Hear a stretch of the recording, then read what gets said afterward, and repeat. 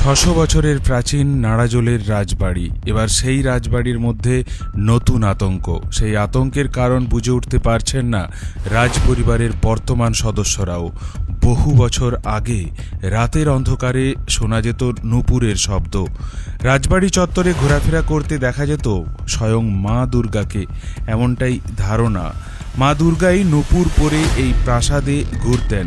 কালের ফেরে রাজবাড়ির একের পর এক প্রাসাদ মাটির সাথে মিশে যাচ্ছে।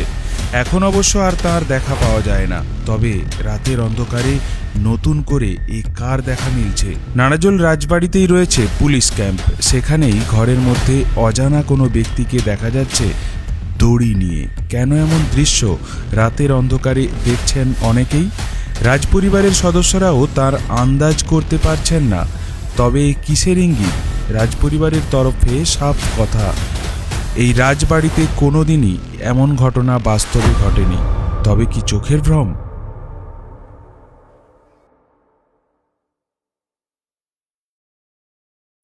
নিশুতি রাতে এখনো আছে। শুনেছেন কখন? হ্যাঁ, আমি চোখে দেখেছি। প্রায় 1 মাস 2 মাস আগেতেও ওটা দেখা দিয়েছে। এখানে স্যারেরাও থাকে, ক্যাম্প একটা আছে, ক্যাম্পের স্যারেরাও থাকেন, স্যারেদেরও নজরে পড়েছে।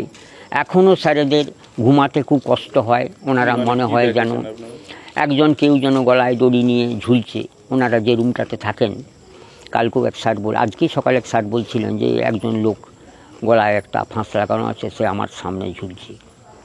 স্যারেরও কয়েকদিন ধরে ঘুম ধরছেন না। তার কারণ স্যারের যদিও উনি, আমি বললাম যে ওনার মা কালীর মূর্তি আছে, মা কালীর সামনে একটা করে ধূপ দেন।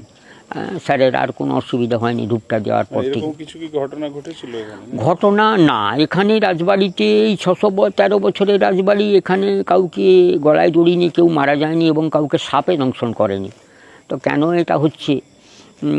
এটা আমাদের শারীরিক দুর্বলতা না মনের দুর্বলতা, এটা ঠিক বোঝা যায়নি। আপনার নাম? আমার নাম বিদ্যুৎ খান, নাড়াজোল রাজবাড়ি। আমার বাড়ি এখানে, জন্মস্থান এটাই, আমার এটাই বাড়ি। আমাদের ওই যে বকুল গাছের গোড়াতে সাধক বালাকৃষ্ণজি, এই বালাকৃষ্ণজির মূর্তিটা থাকতেন এই রুমটার মধ্যে। স্যারেরা যে উপরে আছেন ওই উপরে থাকতেন বালাকৃষ্ণজির মূর্তি।